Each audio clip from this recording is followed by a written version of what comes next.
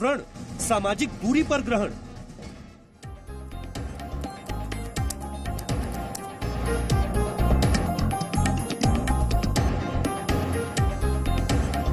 नमस्कार, 10 बजे की बड़ी बहस में आपके साथ मैं अदिति त्यागी हूं। तो आपने तस्वीरों में देखा, रिपोर्ट में देखा किस तरह बड़ी संख्या में, हजारों की संख्या में लोगों का पलायन हो रहा है। कल जब दिल्ली और उसके आसपास के इलाकों में बूंदाबांदी हो रही थी तो हजारों की संख्या में लोग सड़क पर थे।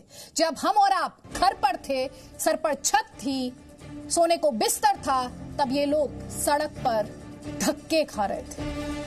जल्दी से आपको बताती हूं कैसे 21 दिनों के लिए जारी लॉकडाउन के दौरान अब केंद्र और राज्य सरकारों के लिए ये नई मुश्किल जो इस वक्त आप अपनी तस्वीरों में देख रहे हैं अपने स्क्रीन पर। रोजगार थमने के बाद देश के लगभग हर बड़े राज्य और शहर से ऐसे ही बड़ी संख्या में दिहाड़ी मजदूरों के सड़क पर आने की खबर है। लॉकडाउन में ट्रेन, बस या दूसरा कोई परिवहन का साधन नहीं मिल रहा और ये पैदल ही अपने गांव की तरफ, अपने कस्बों की तरफ निकल पड़े हैं। मजदूरों का ये पलायन कोरोना संक्रमण को फैलने में मदद कर सकता है, क्योंकि अगर आप तस्वीरों को देखेंगे तो पता चलेगा लोग बहुत एक दूसरे से 1 मीटर की दूरी पर नहीं है, एक दूसरे के बहुत करीब है। केंद्र ने राज्यों से ये कहा कि पलायन कर रहे लोगों को रोककर उनके रहने और खाने का इंतजाम किया जाए, लेकिन रोजी रोटी का संकट इन लोगों के लिए कोरोना से भी बड़ी परेशानी बन चुका है। राहुल गांधी ने कांग्रेस कार्यकर्ताओं से इन मजदूरों की मदद के लिए कहा है। इसीलिए बड़ी बहस इन सवालों के साथ कि कोरोना के खिलाफ रण, सामाजिक दूरी पर ग्रहण, कोरोना काल में मजदूरों की मजबूरी वाला मार्च, सामाजिक दूरी पर क्यों भारी मजदूरों की मजबूरी, लॉकडाउन में सबसे बड़े पलायन का जिम्मेदार कौन है। आप घर पर हैं और वो घर जाने के लिए सड़क पर। कई खास मेहमान हमारे साथ हैं। बीजेपी का पक्ष रखने के लिए राजीव जेटली हमारे साथ हैं, विक्रम सिंह हमारे साथ जुड़ेंगे, पूर्व डीजीपी हैं यूपी पुलिस के। हमारे साथ स्वाति माहेश्वरी भी जुड़ेंगी। हमारे साथ इस वक्त ऋषि मिश्रा हैं, पॉलिटिकल एनालिस्ट हैं, कांग्रेस की आइडियोलॉजी से इत्तेफाक रखते हैं। और हमारे साथ मोनिका महाजन है जो कि डॉक्टर भी हैं। आप सभी का बहुत बहुत स्वागत है, वेरी गुड मॉर्निंग। लेकिन इससे पहले मैं खास मेहमानों का रुख करूं, आपको लेकर चलती हूं मेरे सहयोगी अंकुर त्यागी के पास। अंकुर, आप जहां पर खड़े हैं, ये हाईवे है, वहां पर किस तरह की तस्वीरें हैं? बात तो कही जा रही है इन लोगों तक मदद पहुंचाने की, इनके रहने के इंतजाम की, इनके खाने के इंतजाम की, लेकिन तस्वीरों में वो दिख नहीं रहा हमें। दीदी, दिल्ली में जरूर बारिश हो गई है, लेकिन मुंबई में अब जो टेम्परेचर है वो बढ़ना शुरू हो चुका है। मैं जिस जगह पे खड़ा हुआ हूँ वो ये मुंबई अहमदाबाद का हाईवे है और हमारी बहुत सारे लोगों से बात हुई। अगर आपको रिपोर्ट दिखाएंगी तो आपको पता चलेगा, कुछ लोग हैं, एक ग्रुप है पूरा का पूरा, वो 800 किलोमीटर दूर गुजरात अपने घर जा रहा है। दूसरा ग्रुप है जो बांसवाड़ा, जो यहाँ से मुंबई से 700 किलोमीटर दूर है और लगातार उनको चलना है। 2 दिन से वो लोग चल रहे हैं, पैरों में छाले हैं, खाने के लिए कुछ अनाज अवेलेबल नहीं है। चद्दर जरूर रखी हुई है, जहां जगह मिलेगी, जहां थक जाएंगे वहां पे सो जाएंगे। और अगर गांव वाले अगर कुछ खिला देते हैं, रास्ते में चलने वाला कोई आदमी कुछ खिला देगा तो कुछ बंदोबस्त हो सकता है। तो ये फिलहाल हालात हैं। दूसरा, जब हमने उनसे सवाल किया कि क्या आपका अकाउंट नहीं है जनधन योजना में, उन्होंने कहा हमारा अकाउंट है लेकिन यहां नहीं है। हमारा अकाउंट जो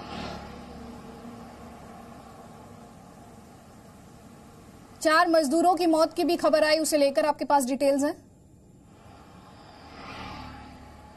जी, मैं अगला उसी पे आ रहा था कि बेसिकली यही हाईवे जो है मुंबई का, जो अहमदाबाद जाने वाला हाईवे है, ये जो गुजरात बॉर्डर पे लगता है, वहां पर जो मजदूर हैं, तकरीबन 7 ऐसे मजदूर थे जो गुजरात बॉर्डर पास करना चाहते थे, लेकिन उनको करने नहीं दिया गया। और फिर जब उनको थोड़ा सा पीछे रखा गया, अचानक से एक ट्रक आता है और वो उनको कुचल देता है, जिनमें से अभी कुछ मजदूर ऐसे हैं जिनकी मौत की भी खबर अभी सामने आ रही है। काफी बहुत ही अजीब ये घटना है, जिसको लेकर फिलहाल ठीक। मेरे सहयोगी विशाल पांडे भी इस वक्त हमारे साथ हैं दिल्ली यूपी बॉर्डर से। विशाल, हम देख रहे हैं लगातार पिछले 4 दिनों से, आज लॉकडाउन का 4था दिन, 4 दिनों से भारी संख्या में, हजारों की संख्या में ये दिहाड़ी मजदूरों का पलायन हम देख रहे हैं। 26 तारीख को मुझे याद है यूपी के सीएम योगी आदित्यनाथ ने मदद की बात की थी, लेकिन आज तीसरे दिन भी हम इन लोगों के पलायन को रोक नहीं पाए हैं। देखिए अदिति, बिल्कुल ये लोग जो पलायन कर रहे हैं लगातार, जिस दिन से लॉकडाउन का ऐलान हुआ है उसके बाद से ये अपने घरों से निकले हैं। आप देखिए अभी भी ये हाईवे पर मैं तस्वीर पिछले 3 दिनों से लगातार देख रहा हूं, ये संख्या कम नहीं हो रही है। ये दिन हो या रात हो, ये लोग पैदल मार्च करते हुए अपने गांव की तरफ जा रहे हैं। इनकी मजबूरियां भी हैं। इनकी मजबूरी ये है कि इनका ये कहना है कि इनको राशन नहीं मिल पा रहा है, जहां किराए पे रहते हैं उसका किराया कैसे देंगे। इसके साथ ही साथ महंगे रेट पर जो सामान मिल रहे हैं, जो आटा का रेट बढ़ा दिया गया है या अन्य जो रेट दुकानदारों की तरफ से बढ़ाए गए हैं, उसकी वजह से ये परेशान है। और जो चौथी बड़ी चीज है वो ये है कि कई जगह पर हमने कल देखा कि अफवाह भी फैली कि सरकार बस की व्यवस्था कर रही है, आप लोग अपने घर से अगले 48 घंटे में अपने गांव-गांव पहुंच सकते हैं। तो इस वजह से भी कल सबसे ज्यादा भीड़ देखने को मिली और आज भी वो भीड़ सड़कों पर अभी भी फंसी हुई है। छोटे बच्चे हैं, बुजुर्ग हैं, महिलाएं हैं, हर कोई अपने सामान के साथ अपने गांव की तरफ निकल रहा है। मैं आपको इधर की एक तस्वीर और दिखाता हूं। आप देखिए, ये जैसे जैसे लोग निकलते जा रहे हैं, कोई रुक नहीं रहा है। मैं कुछ लोगों से बात भी करूंगा, थोड़ी दूरी बनाकर उन्हें हम ये समझाने की भी कोशिश करेंगे कि वो अगर आगे जाएं तो बचा के जाए। कहां से आ रहे हैं आप? कहां जाना है? जाना आगरा। आगरा। क्या करते थे यहाँ पर? डायरी काम करते थे।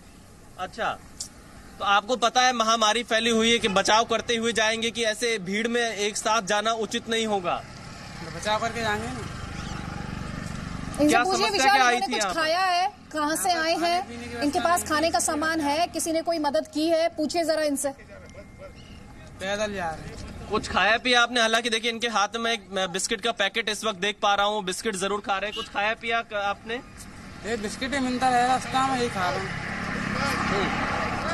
तो देखिए एक दूसरी तरफ अदिति, यहाँ पर कुछ बस भी इस वक्त मैं देख पा रहा हूँ डीटीसी की चल रही है, उसमें कुछ लोग आ जा रहे हैं या इसमें मुझे कुछ यात्री बैठे हुए दिखाई पड़ रहे हैं और शायद ये इनको कहीं ड्रॉप करने पर विचार कर रहे हैं और ये लोग यहाँ से आगे बढ़ रहे हैं। और देखिए जैसी कोई एक बस दिखी है, लोग उसकी तरफ आगे बढ़ते हुए जा रहे हैं। उनको एक उम्मीद लग रही है कि शायद ये बस उनके स्थान तक इनको छोड़ दे, उनके घर तक छोड़ दे, लेकिन इस तरह की बसें बहुत कम चल रही क्योंकि लॉकडाउन है। लॉकडाउन में बसें चल नहीं सकती हैं। जो अधिकारी हैं वो अपने स्तर पर कोई रिस्क नहीं लेना चाह रहे हैं कि लोगों को वो बस में भेजे और अगर कोई संक्रमण आ जाए बस वाले के पास आप जाएंगे, ड्राइवर के पास, क्योंकि ट्रैफिक पुलिस का कर्मी वहां पर दिखाई दे रहा है, पुलिस वहां पर दिखाई दे रही है। जरा जाकर पूछे क्या चल रहा है वहां पर। मैं अपने कैमरामैन से कहूंगा वो हाथ में मैं बिल्कुल जाने की कोशिश करूंगा अदिति, और मैं पूछूंगा ये लोग कहां से आए हैं और क्या वजह है और कहां ये जाने वाले हैं, कितने लोगों को लेकर जा रहे हैं, इनसे हम बातचीत भी करेंगे। कहां भैया, कहां से आ रहे हैं आप? दिल्ली से। दिल्ली से? कि इसमें कौन सवारी है, कहाँ की सवारी है? इसमें हापुड़ की सवारी छोड़नी है। अच्छा, ये व्यवस्था किसकी तरफ से की गई है? ये दिल्ली सरकार है, अपने प्रशासन है, सब डिपार्टमेंट की उधर से। हाँ, तो ये लोग कहाँ से, आपने इन लोगों को कहाँ से? दिल्ली से आनंद विहार बस अड्डे गाजीपुर डिपो के सामने से बैठाए सारी सवारी। हाँ। जो पैदल जा रही है ना, हाँ, उनको छोड़ना है। तो सीधे हापुड़ लेकर जा रहे हैं? सीधा हापुड़ छोड़ने है बस। उधर से पूछिए वहाँ पर अभी कितनी और बसें हैं, आनंद विहार में कितनी और बसें हैं ऐसे लोगों की मदद के लिए? कि और बसें वहाँ पर लगाई गई? बहुत गाड़ियाँ लगी, 50 गाड़ी लगाई कम से कम, उससे ज्यादा भी लगी हैं। तो सारी सब सवारी बुलंदशहर, हापुड़, सिकंदराबाद वगैरह इधर उधर छोड़ रही है, जहाँ तक कि इनमें सीएनजी वापसी हो जाए गाड़ी दिल्ली बस। तो देखिए इनका कहना आदित्य 50 से ज्यादा गाड़ियां आनंद विहार बस अड्डे पर लगाई गई हैं और इस बस में आप देखिए कि लोग, ये हापुड़ जाने वाले लोग इसमें मौजूद हैं। ये बस यहां से जा रही है, दिल्ली यूपी बॉर्डर को ये बस क्रॉस कर रही है। एक ये अच्छी खबर, राहत की खबर जरूर यहां पर है कि कम से कम 4 दिन बाद सरकारें जागी हैं, कुछ बसें चल रही है, लेकिन खतरा यहाँ पर इस बात का है कि इनका मेडिकल चेकअप कैसे होगा, क्योंकि अगर ये गाँव जाएंगे, भगवान न करे किसी में कोई संक्रमण हो, पर लेकिन अगर किसी में कुछ हुआ, ये किसी को नहीं पता है, तो ऐसी स्थिति में पूरे गांव के गांव खतरे में पड़ सकते हैं। तो इस चीज पर भी सरकार को फोकस करना चाहिए। जो गांव के प्राथमिक स्वास्थ्य केंद्र है, वहां पर ऐसी कोई व्यवस्था की जाए। जो लोग दिल्ली से या बाहर से अपने गांव में पहुंच रहे हैं, उनकी जांच की जाए, क्योंकि आप देखिए अभी कुछ और लोग पैदल आ रहे हैं। ये सिलसिला थमने का नाम नहीं ले रहा है। और ये अपने आप में बसों का इस तरह से चलना, ये देखते हुए भी कि बड़ी संख्या में मजदूर इस वक्त सड़क पर भी है, उस लिहाज से भी काफी चैलेंजिंग है। राजीव जेटली सर, लॉकडाउन का चौथा दिन, आज भी बड़ी संख्या में ये दिहाड़ी मजदूर सड़क पर, सर कब पहुंचेगी इन तक मदद? आदित्य, मैं आपको बताना चाहता हूं कि बहुत सारा कहीं ना कहीं कम्युनिकेशन गैप है। सरकारों ने, मैं अपने केंद्र में सरकार की बात नहीं कर रहा हूं, राज्य सरकारों ने भी जितने सरकारी भवन है वहां पर रिहाइश फैसिलिटी इनकी करी है। जो भी लोग जाना चाहते हैं, हेल्पलाइन नंबर सभी राज्य सरकारों ने निकाले हैं। अगर किसी को कोई मदद चाहिए, क्योंकि कहीं पे खाने की व्यवस्था भी की गई है, उनको पैसा भी दिया जा रहा है, लेकिन यहाँ पर मल्टीपल रीजन है इस तरीके के मूवमेंट के, कोई एक रीजन नहीं है। आपने पीछे भी देखा कि बहुत सारे लोग अपने गांव की तरफ जा रहे थे। जब पूछा गया उनसे तो वो ये कहना चाहते थे कि वो केवल अपने गांव जाना चाहते हैं। उन्हें खाने और रहने की व्यवस्था से ज्यादा पहला उनकी प्राथमिकता है कि वो अपने गांव तक पहुंच जाए। तो ये जो एक डर है कि शहरों से अपने गांव की तरफ जाना, और ये डर कि जो कुछ भी हमारे साथ होना है वो हमारे गांव में हो जाए। अभी पीछे कुछ दिन पहले मैं देखा, 2-3 दिन पहले काफी जो समाज सेवी हैं वो बाहर निकले सड़कों पे, उन्होंने खाना वितरित किया। तो वो कहीं ना कहीं शायद वो प्रोवोक करता है, मोटिवेट करता है और बाहर निकलने के लिए, क्योंकि ये लॉकडाउन है। हमें इस बात को समझना चाहिए, आइसोलेशन में रखना है। होम सिकनेस किसी की हो सकती है, मैं मानता हूं, और वो चाहता भी है कि मैं अपने गांव की तरफ चला जाऊं, लेकिन हमारा आइसोलेशन का जो एजेंडा है वो होम सिकनेस कुछ लोगों की हो सकती है सर। मैंने खुद ऑफिस आते हुए, ऑफिस से जाते हुए बड़ी संख्या में लोगों से बात की है। लोगों ने बताया, उनके कॉन्ट्रैक्टर ने कहा तुम रह सकते हो लेकिन मैं तुम्हें रोटी नहीं दे पाऊंगा। रोटी नहीं बिल्कुल खाने का जरिया नहीं है लोगों के पास। ये कॉन्ट्रैक्टर की बात नहीं है, सरकारी भवनों को खोला गया है, सरकारी स्कूलों को। और सर सुन लीजिए सर, मेरी बात प्लीज सुन लीजिए, क्योंकि बहुत संजीदा मुद्दा है। मैं इस पर बहस नहीं करना चाहती हूँ, मैं इस पर बहस नहीं करना चाहती हूँ। मैं इस पर ग्राउंड रियलिटी आप तक पहुंचाना चाहती हूँ इस उम्मीद के साथ कि इन लोगों तक मदद पहुंचे। इन लोगों के छोटे छोटे बच्चे हैं, महिलाएं हैं, सिर पर इनमें से ज्यादातर लोगों ने इतने भारी बैग रखे हुए हैं कि शायद कोरोना वायरस इन्हें ना मारे, लेकिन वो बोझ इन्हें जरूर मार देगा। किसी को कानपुर जाना है, किसी को वाराणसी जाना है। आप अंदाजा लगा लीजिए कितनी दूरी पर इनको जाना है, कितनी दूर इन्हें चलना है। सर मैंने कल खुद जाकर पुलिस वालों से पूछा कि इनके लिए हमने सुना है कि रहने का इंतजाम किया गया है, क्योंकि दिन में ही होम मिनिस्ट्री द्वारा ये निर्देश आ गया था कि राज्य सरकारें इंतजाम करें। पुलिस वाले ने कहा मेरे पास कोई जानकारी नहीं है। मैंने कहा आप इनके रहने का इंतजाम नहीं कर सकते। उन्होंने कहा ये काम एडमिनिस्ट्रेशन का है। पुलिसकर्मी मदद करना चाहते थे लेकिन उनके पास कोई डायरेक्शन नहीं था। सर ये मैं आपको ग्राउंड रियलिटी बता रही हूं इस उम्मीद के साथ कि इन लोगों के लिए हालात बदले। सर ये हमारे देश के नागरिक हैं। मैं आपको बताना चाहता हूं अदिति, विभिन्न राज्यों के मुख्यमंत्री बाहर निकले हैं। उन्होंने राजीव जेटली कोरोना वायरस से बाद में मरेंगे, ये भुखमरी से पहले मर जाएंगे। जिस प्रकार की सरकार की अरेंजमेंट है, सरकार कोई भी फैसला लेने से पहले डिसीजन क्यों नहीं लेती है, इसके इफेक्ट्स क्या क्या होंगे। आप उन्हें बोलने दीजिएगा ऋषि मिश्रा, आप इंटरप्ट मत कीजिएगा। आप बोलने दीजिए राजीव जेटली को, आप बोलने दीजिए सर, बोलने दीजिए। बोलिए राजीव जेटली। हाँ नहीं, मैं ऋषि मिश्रा जी की बात का बुरा नहीं मानूंगा। इस तरीके के लोग हैं जो हर बात के ऊपर प्रश्न उठा रहे हैं। बावजूद उसके ये बेहतर तरीका होता अगर ये लोग आगे निकल करके जो सरकार ने सुविधाएं दी हैं उन सुविधाओं को जनता तक पहुंचाते। अगर हो सकता है कहीं ना कोई कम्युनिकेशन रह गया हो, कहीं गैप हो, उस गैप को फिल करना भी हमारा ही काम है।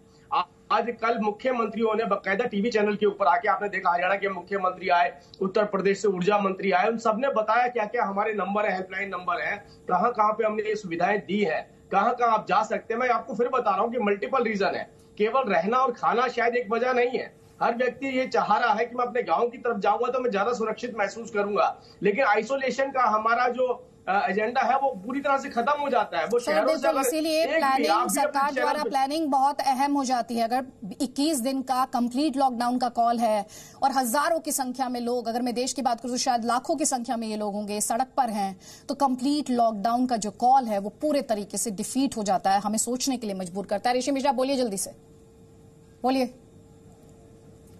जी अदिति जी, मेरा ये कहना है कि 21 दिन की इतनी बड़ी अवधि की लॉकडाउन करने से पहले क्या सरकार ने राय मशवरा किया कि क्या इसके साइड इफेक्ट्स क्या क्या होंगे। इस सरकार को ये नहीं मालूम था कि दिल्ली एनसीआर जैसे जगहों में प्रवासी कितने प्रवास करते हैं, दिहाड़ी मजदूर कितने हैं। यदि इनके रोजमर्रा के काम खत्म हो जाएंगे, या स्वाभाविक है ये अपने घर की तरफ पलायन करेंगे। तो सरकार को क्या तैयारी थी, सरकार बिना तैयारी के ही कोई डिसीजन ले ली। एक बात, दूसरी बात, यदि ये लोग गांव जाते हैं तो संक्रमण की संभावना बढ़ सकती है। तो सरकार एक तरफ इनको गांव भेजने की बात कर रही है, जैसे आप अपने रिपोर्ट में दिखाया और आपके रिपोर्टर भी बता रहे हैं। दूसरी तरफ यदि कई लोगों से मैंने बात किया, राजीव जेटली जी, कई लोगों से बात किया है कि कोरोना वायरस से बाद में भुखमरी से ही मर जाएंगे। खाने का अरेंजमेंट नहीं है, रहने का अरेंजमेंट नहीं है, लोगों के पास दिल्ली में रहने के पैसे नहीं है। आप जैसे लोगों की वजह से थोड़ी समझदारी से काम करिए। राजीव जेटली निकम्मी सरकार है आपकी। बहुत वक्त है राजनीति करने के लिए। अभी चुनौतियों से लड़ा जा रहा है, आपकी तैयारी होती तो ऐसे हालात देखने को नहीं मिलते। हमें समझाना है, शर्म आनी चाहिए आपको। आप जहां रह कोई रहे भी हैं डिसीजन लेने से पहले कोई तैयारी नहीं रहती आपकी। 21 दिन की लंबी लॉकडाउन करने के बाद भी आपकी कोई तैयारी नहीं थी।